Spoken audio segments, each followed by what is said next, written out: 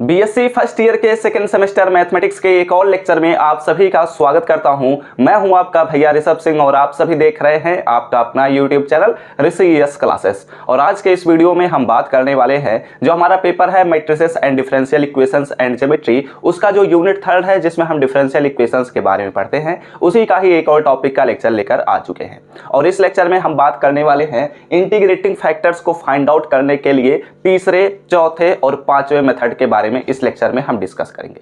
पहले और दूसरे मेथड को हम ऑलरेडी पिछले लेक्चर में कवर कर चुके हैं। अगर पिछला लेक्चर नहीं देखे हैं तो पूरे प्लेलिस्ट का लिंक आप सभी को डिस्क्रिप्शन में मिल जाएगा। अब चलिए हम एक एक करके समझना शुरू करते हैं। पिछले लेक्चर्स को बस देख लीजिएगा ताकि आपका कॉन्सेप्ट क्लियर है, ठीक है। चलिए बात करते हैं यहाँ पर हमारे पास तीसरा मेथड जो है उस पर हम बात करते हैं। तो तीसरा मेथड क्या कहता है, ध्यान से सुनिएगा।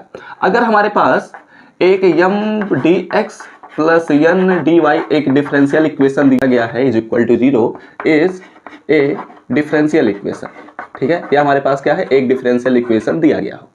एंड इस सिचुएशन में अगर हम क्या करते हैं, ध्यान से सुनिएगा, अगर हम m का y के रिस्पेक्ट में पार्शियली डेरिवेटिव करते हैं, ठीक है, और n का हम x के रिस्पेक्ट में पार्शियली डेरिवेटिव करते हैं, यही तो हमारे पास कंडीशन होता है किसका, एग्जैक्ट का। लेकिन ये बराबर होने चाहिए।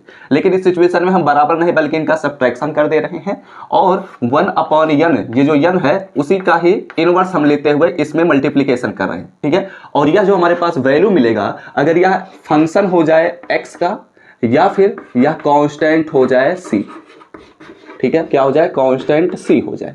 दो पॉसिबिलिटीज है, इन्हीं दोनों पॉसिबिलिटी में से कोई एक कंडीशन सेटिस्फाई करना चाहिए। यानी कि यह जो हमारे पास m और n है और ये हमारे पास एक डिफरेंशियल इक्वेशन दिया गया है, तो m का हम y के रिस्पेक्ट में पार्शियली डेरिवेटिव करेंगे, n का हम x के रिस्पेक्ट में पार्शियली डेरिवेटिव करेंगे और 1/n से मल्टीप्लीकेशन करेंगे, या फिर कहें n से हम डिवीजन करेंगे। तो यह अगर हमारे पास जो पूरी वैल्यू मिलेगी वह x का फंक्शन बन जाए, यानी कि इसमें y ना पाया जाए, केवल x ही पाया जाए, या फिर उसमें कांस्टेंट पाया जाए, c पाया जाए। तो इस सिचुएशन में जो हमारे पास इंटीग्रेटिंग फैक्टर होगा, देन इंटीग्रेटिंग फैक्टर जो हमारे पास होगा वो होगा e to the power integration f of x dx, या तो फिर हमारा जब कांस्टेंट है तो e to the power integration constant c और उसका हम x के रिस्पेक्ट में इंटीग्रेशन करेंगे, ठीक है। तो ये हमारे पास इंटीग्रेटिंग फैक्टर फाइंड आउट हो जाएगा। फिर उसके बाद वही प्रोसेस अप्लाई करेंगे जो अपने दूसरे और तीसरे, पहले और दूसरे मेथड में हम अप्लाई किए थे। इंटीग्रेटिंग फैक्टर से इसमें मल्टीप्लाई करेंगे और उसके बाद यह जो हमारे पास इक्वेशन होगा यह एग्जैक्ट डिफरेंशियल इक्वेशन में रिड्यूस्ड हो जाएगा। उसके बाद हम जनरल सोल्यूशन फाइंड आउट कर लेंगे, ठीक है।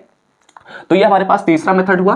तीसरा और चौथा मेथड जो है ये सिमिलर मेथड है, तो इसलिए इन्हें हम दोनों को ही डिस्कस कर लेते हैं और किसी एक का ही न्यूमेरिकल लेते हुए आप सभी को दोनों ही मेथड समझा देंगे, ठीक है। उसके बाद हम अपने पांचवें मेथड की तरफ बढ़ चलेंगे। तो यहां पर देखो क्या बोला जा रहा है कि हमारे पास एक differential equation m dx plus n dy is equal to 0 हमारे पास दिया गया है, जो कि स्टार्टिंग में एग्जैक्ट डिफरेंशियल इक्वेशन नहीं है, लेकिन हम इसे रिड्यूस्ड करेंगे, ठीक है। तो इसके लिए हम क्या करते हैं, हम m को पहले यहां पर अब हम क्या करेंगे, ध्यान दीजिएगा, डेल n अपॉन में डेल x निकालेंगे एंड डेल m अपॉन में डेल y निकालेंगे, ठीक है। और इन दोनों का क्या करेंगे, सब्ट्रैक्शन करेंगे और इसमें हम 1/m से मल्टीप्लीकेशन करेंगे, ओके। और यह जो हमारे पास है यह फंक्शन बन जाए y का, किसका फंक्शन बने, y का फंक्शन बने, जबकि यहां पर x का फंक्शन हम बना रहे थे। या फिर दूसरी पॉसिबिलिटी यह है यह कांस्टेंट भी बन जाए, क्या बन जाए, कांस्टेंट बन जाए। अगर y का फंक्शन नहीं बनता है या तो कांस्टेंट नहीं बनता है, यानी कि अगर यह x का फंक्शन बन जा रहा है या फिर किसी और का फंक्शन बनेगा, वैसे मोस्ट ऑफ द चांसेस हैं कि y का ही फंक्शन बने या तो कांस्टेंट बने। लेकिन अगर इस कंडीशन में आता नहीं है तो हम इस मेथड को हम अप्लाई नहीं कर सकते, यह बात ध्यान में रखिएगा, ठीक है। तो इस सिचुएशन में हमारे पास जो इंटीग्रेटिंग फैक्टर होगा, देन हमारे पास जो इंटीग्रेटिंग फैक्टर होगा वो क्या हो जाएगा, ध्यान दीजिएगा, हमारे पास जो इंटीग्रेटिंग फैक्टर होगा वो e to the power f of y का हमें इंटीग्रेशन करना रहेगा y के रिस्पेक्ट में, या फिर कहें इंटीग्रेशन कांस्टेंट का हमें इंटीग्रेशन करना रहेगा y के रिस्पेक्ट में। और फिर जैसे ही हम इंटीग्रेटिंग फैक्टर को प्राप्त कर लेंगे उसके बाद हम इसमें मल्टीप्लीकेशन करेंगे और यह हमारा इक्वेशन जो होगा वह एग्जैक्ट डिफरेंशियल इक्वेशन में रिड्यूस्ड हो जाएगा। अगर एग्जैक्ट डिफरेंशियल इक्वेशन में रिड्यूस्ड नहीं हो रहा है तो यह बात समझ लीजिएगा, या तो आप इंटीग्रेटिंग फैक्टर में कहीं गलती कर रहे हैं या फिर यह जो हमारे पास क्वेश्चन दिया गया है वह इस मेथड से सॉल्व ही नहीं होगा। यह बात हमेशा ध्यान में रखिएगा, ठीक है। ऐसे क्योंकि कई बार होता है ना, एग्जाम में ऐसे क्वेश्चन दे दिए गए होते हैं और ऐसा लगता है कि इस क्वेश्चन को हम इस मेथड से सॉल्व कर सकते हैं, लेकिन कई बार देखने को मिलता है जब सॉल्व करने लगते हैं बच्चे तो ये जो हमारे पास डिफरेंशियल इक्वेशन होता है वो एक्चुअली एग्जैक्ट से सॉल्व नहीं होता बल्कि किसी और मेथड से सॉल्व होने होता है, ठीक है।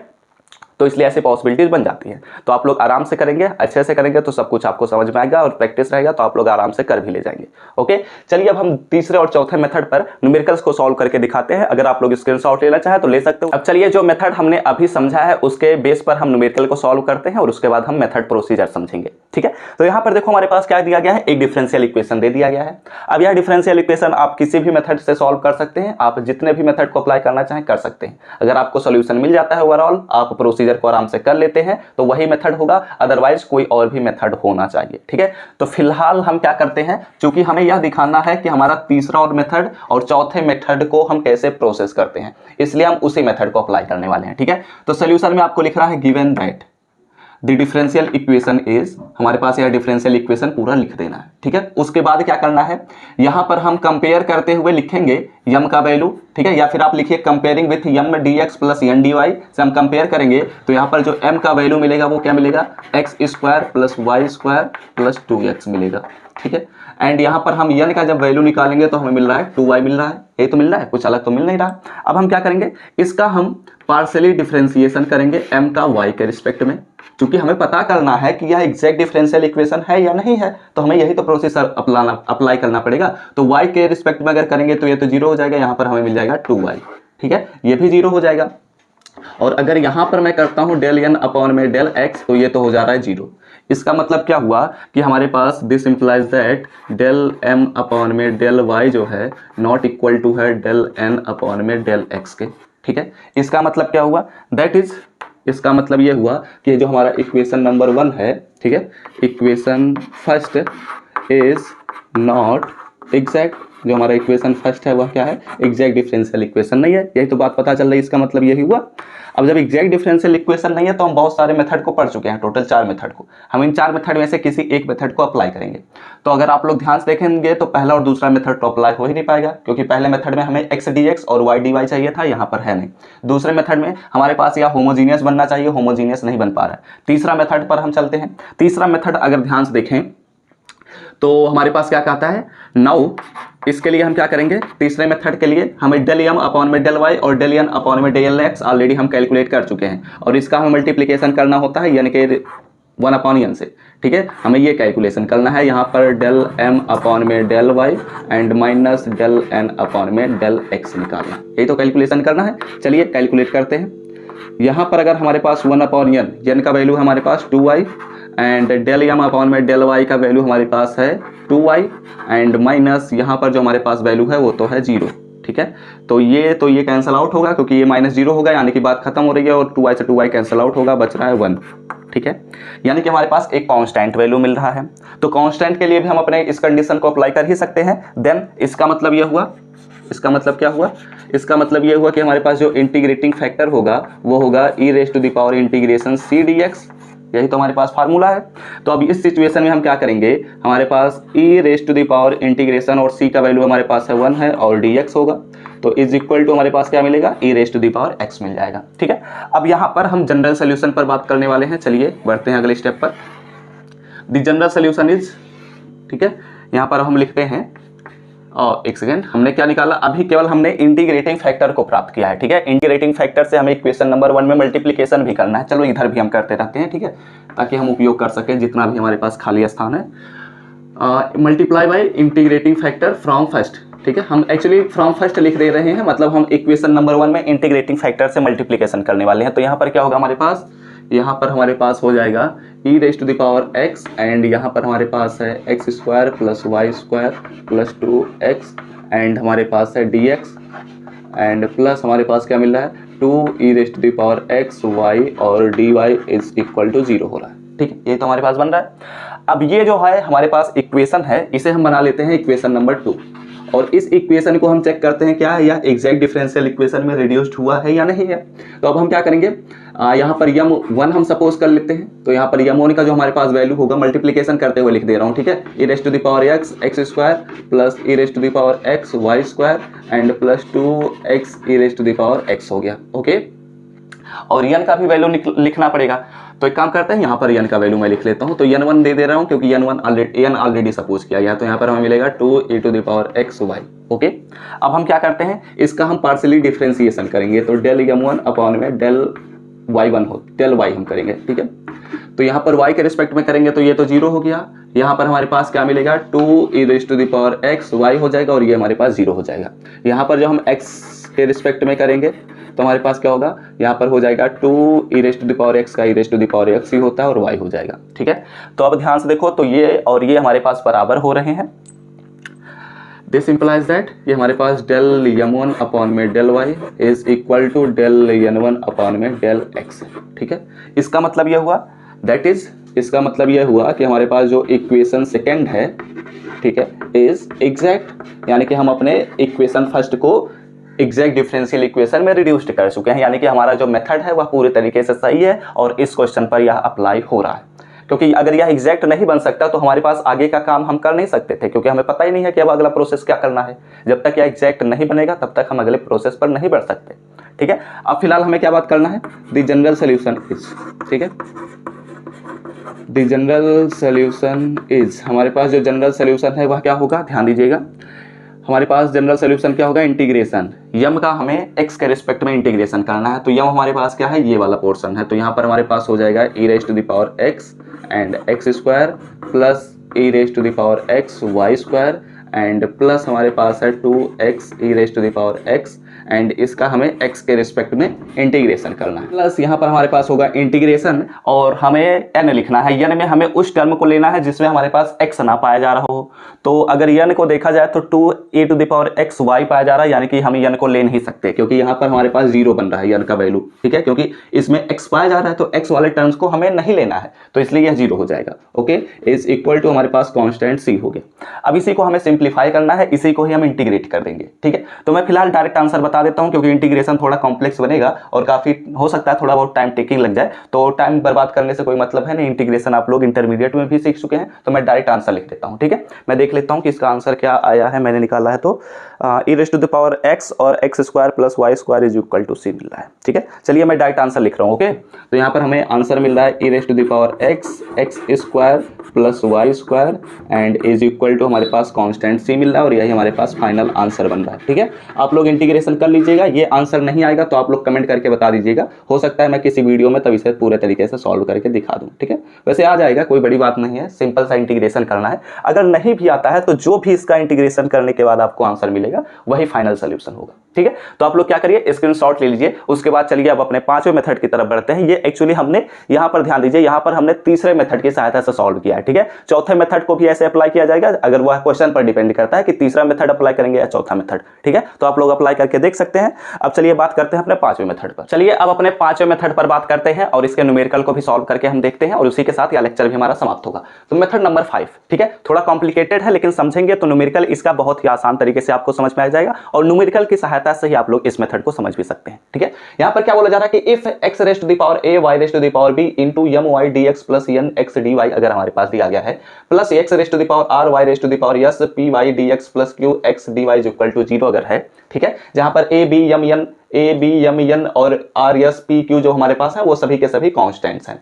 देन इस सिचुएशन में जो हमारा इंटीग्रेटिंग फैक्टर होगा वो होगा x raised to the power h और y raised to the power k होगा, ठीक है। ये अपनी तरफ से हम सपोज करेंगे, जहां पर h और k जो हमारे पास हैं वो हम वैल्यू कैलकुलेट करेंगे, हम निकालेंगे, हमें पहले से ही दिया नहीं गया होगा, हम निकालेंगे h और k का वैल्यू। और वह किससे निकालेंगे, यहाँ पर बताया गया है where h and k are such that after multiplying the integrating factor that the condition of exactness is satisfied।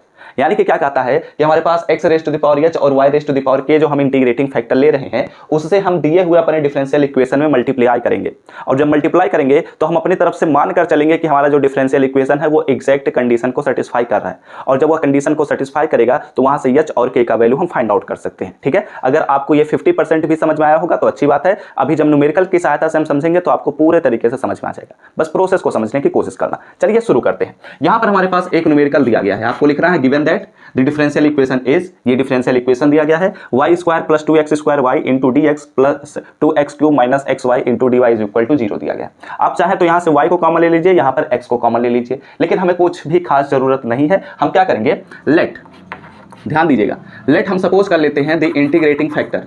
अब यहाँ पर डायरेक्ट हम बात कर रहे हैं द इंटीग्रेटिंग फैक्टर, अभी तक हम निकाल रहे थे इंटीग्रेटिंग फैक्टर को, अब यहाँ पर हम डायरेक्ट कर रहे हैं कि हमारे पास जो इंटीग्रेटिंग फैक्टर है वो है इंटीग्रेटिंग फैक्टर इज हमारे पास है x raised to the power h और y raised to the power k है, ठीक है।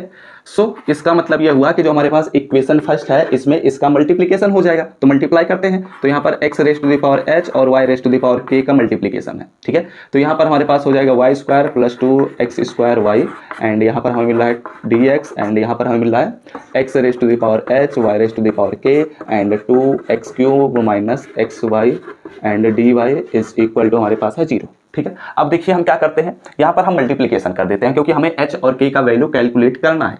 तो यहाँ पर इसका मतलब क्या होगा, जब मल्टीप्लिकेशन करेंगे तो यहाँ पर बन जाएगा x raised to the power h और y raised to the power क्या हो जाएगा 2 + k हो जाएगा, ठीक है। आई होप आप लोग चीज़ों को समझ पा रहे होंगे, ठीक है। प्लस हमारे पास क्या होगा, यहाँ पर जब मल्टीप्लिकेशन करूंगा तो 2x raised to the power 2 + h हो जाएगा and y raised to the power k + 1 हो जाएगा, ठीक है। यही तो हो रहा है। एंड यहाँ पर हमारे पास हो जाएगा dx एंड प्लस यहाँ पर जब मैं मल्टीप्लिकेशन करूंगा तो यहाँ पर हो जाएगा 2x raised to the power 3 + h हो जाएगा and y raised to the power k हो जाएगा, माइनस यहाँ पर हो जाएगा x raised to the power 1 + h लिखूँ या h + 1 लिखूँ, बात एक ही होगी। और k y raised to the power हमारे पास क्या हो जाएगा 1 + k लिखूँ या फिर k + 1 लिखूँ, ठीक है। और dy इज इक्वल टू 0 हो जाएगा, ओके। अब यहाँ पर देखें ये हमारे पास एक इक्वेशन मिल गया है जिसे हम मान लेंगे कि यह इक्वेशन नंबर 2 है, ओके। अब हम क्या करते हैं, यहाँ पर ध्यान दीजिएगा, यहाँ पर हमारे पास एक काम करिए, यहाँ पर लिख दीजिए दिस इक्वेशन इज, ठीक है, दिस इक्वेशन। यहाँ पर एक काम करते हैं, ऐसा मत लिखिए, यहाँ पर लिखिए कि यम का वैल्यू हमारे पास क्या है, ठीक है। यम का वैल्यू अगर ध्यान से देखें तो हमारे पास क्या मिल रहा है, यहाँ पर हमारे पास मिल जाएगा, एक काम करते हैं ब्रैकेट हटा देते हैं, यहाँ पर x raised to the power h y raised to the power 2 + k मिल जाएगा एंड यहाँ पर हमारे पास plus 2x raised to the power 2 + h and y raised to the power k + 1 हो जाएगा, ठीक है। एंड यहाँ पर हमारे पास यानी का जो वैल्यू है वो क्या मिलेगा 2x³ + h हो जाएगा, y raised to the power k हो जाएगा and minus x raised to the power 1 + h and y raised to the power 1 + k होगा, ठीक है।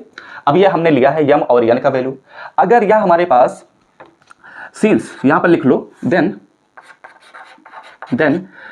टेकिंग, ठीक है, taking h and k such that, इस प्रकार हम ले रहे हैं कि इक्वेशन 2, ठीक है, इक्वेशन 2 इज एग्जैक्ट, या फिर लिख सकते हैं बिकम एग्जैक्ट, ठीक है।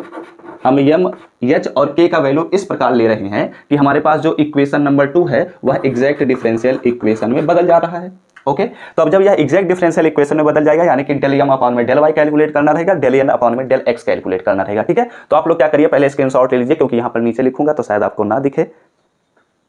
इतने स्टेप्स को समझ चुके होंगे तो अब चलिए अगले स्टेप पर हम बढ़ते हैं। बस यहाँ पर ध्यान दीजिएगा, चूंकि अब एग्जैक्ट हम बोल रहे हैं इसका मतलब हमें क्या करना पड़ेगा, यम को y के रिस्पेक्ट में पार्शियली डिफरेंशिएट करना पड़ेगा, ठीक है। तो x raised to the power s तो कांस्टेंट की तरह ट्रीट होगा और y raised to the power 2 + k लिखा गया है तो यहाँ पर हो जाएगा 2 + k हो जाएगा and x raised to the power h हो जाएगा and y raised to the power क्या होगा, एक सब्ट्रैक्शन होता है एक पावर, तो यानी कि बचेगा हमारे पास 1 + k बच जाएगा, ठीक है। एंड प्लस हमारे पास यहाँ पर भी ऐसे ही होगा तो यहाँ पर 2 हो जाएगा और k + 1 हमारे पास आगे आ जाएगा and x raised to the power 2 + h रहेगा ही रहेगा and y raised to the power k + 1 है तो y raised to the power k हो जाएगा, ठीक है। ये हमारे पास डेल यम अपॉन में डेल y निकाला हमने, ठीक है। अब हम निकालने वाले हैं डेल एन अपॉन में डेल x।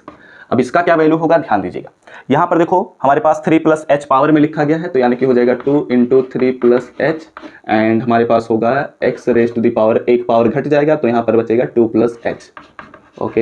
एंड यहाँ पर हमारे पास मिलेगा y raised to the power k, okay, minus यहाँ पर हमारे पास क्या मिलेगा x raised to the power 1 + h है तो यहाँ पर हमारे पास 1 + h मिल जाएगा and x raised to the power, एक पावर घट जाएगा तो x raised to the power h हो जाएगा and y raised to the power 1 + k ही रहेगा, ठीक है।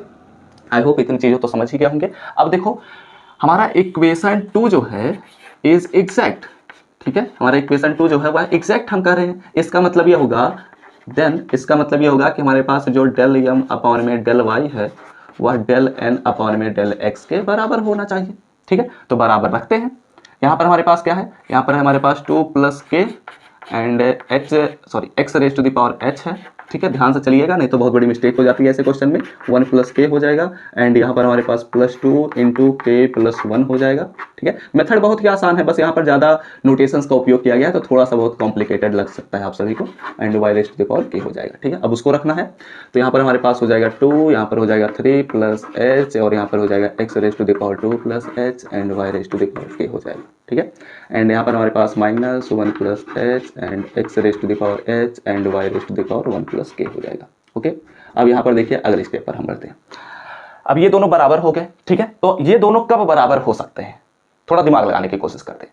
ये दोनों हमारे पास कब बराबर हो सकते हैं, जब हमारे पास x raise to the power h और y raise to the power 1 plus k वाला जो कॉफिशिएंट है, और यहाँ पर x raise to the power h y raise to the power 1 plus k वाला कॉफिशिएंट है, ये दोनों बराबर हो जाए, ठीक है। एक्चुअली हमें h और k का वैल्यू चाहिए, इसलिए हम ऐसा कह रहे हैं, ठीक है। यानी कि ये वाला टर्म इस वाले टर्म के बराबर हो जाए, ये वाला टर्म इस वाले टर्म के बराबर हो जाए, क्योंकि हमारे पास जो कॉफिशिएंट है वही केवल डिफरेंट है, जो हमारे पास वेरिएबल्स हैं x और y वो हमारे पास क्या है, सेम है। इसलिए अब हम क्या करते हैं, इक्वेट कर देते हैं, ठीक है। इक्वेटिंग ऐसे लिख लेते हैं, इक्वेटिंग।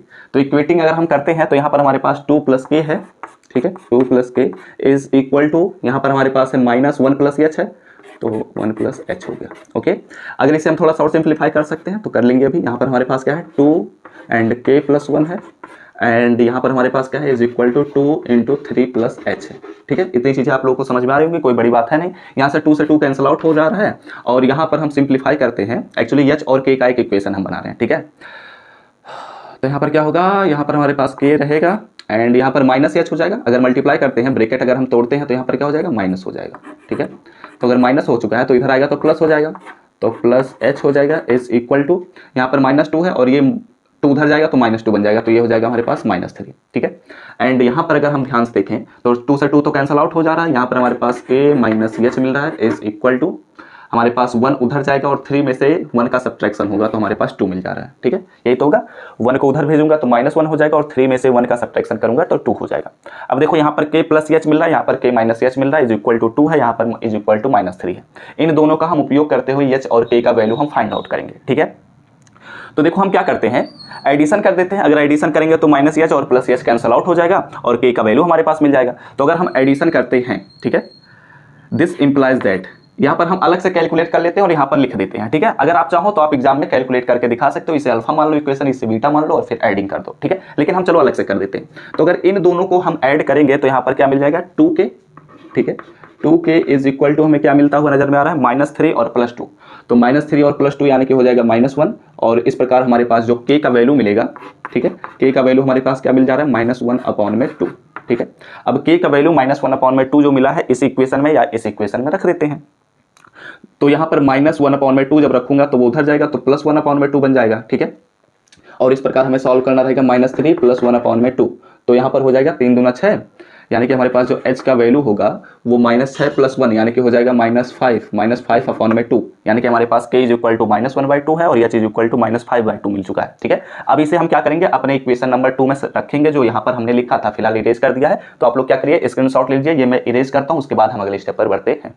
तो चलिए अब देखते हैं अगले स्टेप पर कि हमारा जो इक्वेशन नंबर 2 था, एक्चुअली मैं इरेज कर दिया था तो मुझे याद रह नहीं गया था, लेकिन ये जो हमने इक्वेशन लिखा था वो जो हम कॉपी में लिख लिए थे उसी की सहायता से हमने इसे बना लिया था, ठीक है। और यहाँ पर हमारे पास h का वैल्यू -5/2 था और k का वैल्यू -1/2 है, तो हमने वैल्यूज को रख दिया और इस प्रकार एक नया इक्वेशन बदल चुका है, ठीक है। अब यहाँ पर ये हमारे पास m है और ये हमारे पास है n है, ठीक है। और हमने h और k का इस प्रकार से वैल्यू लिया है कि ये जो हमारे पास इक्वेशन लिखा गया है या एग्जैक्ट डिफरेंशियल इक्वेशन ही है। अगर आप चाहें तो फिर से चेक कर सकते हैं, ये m ले लीजिए, ये n ले लीजिए, और उसके बाद आप y के रिस्पेक्ट में डिफरेंशिएट कर दीजिए, x के रिस्पेक्ट में डिफरेंशिएट कर दीजिए। आप लोगों को देखने को मिलेगा कि ये दोनों बराबर हो जाएंगे, क्योंकि हम ऑलरेडी लिख कर चल रहे हैं ना, तो यही तो बराबर होने का कंडीशन है। अब देखो ये हमारे पास इक्वेशन 2 बदल चुका है। अगर इसमें हम इंटीग्रेटिंग फैक्टर का भी लिखना चाहें, एक काम करते हैं, इंटीग्रेटिंग फैक्टर अगर हम लिखना चाहें तो इंटीग्रेटिंग फैक्टर क्या था, x raise to the power h था, लिख देता हूं, x raise to the power h और y raise to the power k था। तो h का वैल्यू हमने निकाला है, तो x raise to the power हमारे पास क्या होगा, -5/2, and y raise to the power क्या होगा, -1/2, यही तो है। अब देखो हम क्या करते हैं, हमारे पास इक्वेशन बदल चुका है, ठीक है, यानी कि हमारे पास अब इक्वेशन हमारा कुछ ऐसा बन चुका है जो एग्जैक्ट में बदल चुका है। अब इसका ही हमें सोल्यूशन फाइंड आउट करना है, ठीक है। तो जनरल सोल्यूशन अगर हमें फाइंड आउट करना है एग्जैक्ट डिफरेंशियल इक्वेशन का, तो मैं ऑलरेडी बता चुका हूं कि कैसे किया जाता है, ठीक है। तो आप लोग क्या करिए, स्क्रीनशॉट लीजिए, उसके बाद हम अगले स्टेप पर बढ़ते हैं। अब चलिए हम अपने फाइनल स्टेप की तरफ बढ़ते हैं। यहाँ पर हम लिखते हैं द जनरल सोल्यूशन इज, ठीक है, जो हमारा जनरल सोल्यूशन होगा वो क्या होगा, जनरल सोल्यूशन इज, अगर हम जनरल सोल्यूशन लेते हैं एक एग्जैक्ट डिफरेंशियल इक्वेशन के लिए तो इंटीग्रेशन m dx, तो m में हमारे पास y को कांस्टेंट की तरह ट्रीट करना रहता है। ये बात हमेशा मैं रिपीट करता चल रहा हूँ, तो आप लोग ध्यान में रखिएगा, ठीक है। 5/2 and y raise to the power 3/2 होगा, ठीक है। एंड प्लस हमारे पास 2x⁻⁻1/2 एंड यहाँ पर y⁻1/2 होगा, ठीक है। और इसका हमें x के रिस्पेक्ट में इंटीग्रेशन करना है। प्लस हमारे पास इंटीग्रेशन यन लेना है, यन में उन टर्म्स को लेना है जिसमें x ना पाया जा रहा हो, ठीक है। तो यहाँ पर भी x पाया जा रहा है यानी कि इसको भी नहीं ले सकते, यहाँ पर भी x पाया जा रहा है यानी कि इसको भी नहीं ले सकते, यानी कि हम दोनों ही टर्म्स को नहीं ले सकते, यानी कि यन का वैल्यू हमारे पास 0 लेंगे और जब हम 0 का इंटीग्रेशन करेंगे तो 0 ही मिलेगा, ठीक है। और हमारे पास is equal to constant c हो जाता है। ओके, उम्मीद करता हूं आप लोग इस स्टेप को समझ पा रहे होंगे। यह बात ध्यान में रखिएगा, यन में हम उसी टर्म को केवल ले सकते हैं जिसमें x ना पाया जा रहा हो, क्योंकि हमारे पास कंडीशन यही बोला गया था। लेकिन हमारे पास ध्यान से देखो तो दोनों में x पाया जा रहा है, जिसमें x नहीं पाया जाएगा, केवल कांस्टेंट या केवल y ही पाया जाएगा, उसी को हम ले सकते थे। तो दोनों ही पॉसिबिलिटीज नहीं बन पा रहे हैं तो इसलिए हम छोड़ दिए, ठीक है। अब यहाँ पर हम क्या करेंगे, इसका इंटीग्रेशन करेंगे। इतना है तो हम छोड़ देते हैं, y⁻3/2 को बाहर कर दिया मैंने और यहाँ पर x⁻5/2 है, ठीक है। तो यहाँ पर क्या होगा, ध्यान दीजिएगा, यहाँ पर हो जाएगा x⁻5/2 एंड +1 अपॉन में हमारे पास होगा -5/2 +1, यही तो बोला जाता है। एंड हमारे पास हो जाएगा प्लस, यहाँ पर हमारे पास 2 और y को भी बाहर ले लेते हैं, 1/2 कांस्टेंट की तरह ट्रीट होगा और इसमें x⁻1/2 है, ठीक है। तो x⁻1/2 +1 हो जाएगा अपॉन में -1/2 +1 हो जाएगा, ओके। और ये हमारे पास क्या होगा, कांस्टेंट c हो जाएगा। हमने बस कुछ अलग काम नहीं किया, हमने केवल नॉर्मल सा इंटीग्रेशन किया है, ठीक है। अब इसको थोड़ा सा सिंप्लीफाई कर लेते हैं तो y⁻3/2 हो जाएगा और यहाँ पर अगर हम सिंप्लीफाई करेंगे तो -5/2 है +1 है, ठीक है। तो 2 से मल्टीप्लाई होगा यानी कि 2 को एलसीएम लेंगे तो -5 + 2 हो जाएगा -3/2 हो जाएगा, ठीक है। तो -3/2 नीचे भी मिलेगा और x⁻−3/2 मिलेगा और नीचे क्या मिलेगा, -3/2। तो हम ऊपर कर देंगे अगर तो हमारे पास हो जाएगा -2/3, ठीक है। और यहाँ पर हम बढ़ेंगे तो प्लस हमारे पास हो रहा है 2 एंड यहाँ पर भी हम सॉल्व करेंगे तो -1/2 है +1 है, तो हाफ हमें घटाना है 1 से तो हमें मिलेगा हाफ। तो हमारे पास वो जो हाफ मिल रहा है वो ऊपर जाएगा तो 2 से मल्टीप्लाई करते हुए 4 बना लेगा, ठीक है। और ये y⁻1/2 and x⁻1/2 is equal to c हमारा कांस्टेंट वैल्यू मिल गया, ठीक है। और यही हमारा फाइनल सोल्यूशन है, इसके आगे आपको कुछ भी बढ़ने की जरूरत नहीं है, ओके। समझ गए इस बात को, ठीक है। तो अब आप लोग क्या करिएगा, स्क्रीनशॉट ले लीजिएगा, इसे फिर से मत लिखिएगा, केवल यहीं तक ही खत्म हो गया हमारा क्वेश्चन, ओके। अब ये जो हमारे पास इंटीग्रेटिंग फैक्टर वाला लेक्चर था, ठीक है, ये हमने कंप्लीट कर लिया। अब एक लेक्चर और आएगा और उसके बाद हमारा जो यूनिट 3 है वह पूरे तरीके से क्या होगा, कंप्लीट हो जाएगा। इसके बाद इसमें कोई और लेक्चर नहीं आएगा, मतलब एक और लेक्चर आएगा, वह स्पेशल काइंड का हमारा डिफरेंशियल इक्वेशन होता है, तो उसे भी मैं समझा दूंगा। फिर उसके बाद हमारा यह यूनिट 3 जो है वह पूरे तरीके से कंप्लीट हो जाएगा। तो वीडियो अच्छा लगा हो तो जरूर लाइक करिएगा। पिछले लेक्चर्स को नहीं देखें तो पूरे प्लेलिस्ट का लिंक आप सभी को डिस्क्रिप्शन में मिल जाएगा और कमेंट करके बताएगा कि आप सभी को यह लेक्चर समझ में आया है या नहीं। अगले लेक्चर्स के नोटिफिकेशन पाने होंगे तो सब्सक्राइब करने के साथ बेल आइकन को जरूर ऑल पर सेलेक्ट करिएगा। तो हम सब मिलते हैं अपने नेक्स्ट लेक्चर में, तब तक पढ़ते रहिए, संघर्ष करते रहिए और सफल होते रहिए।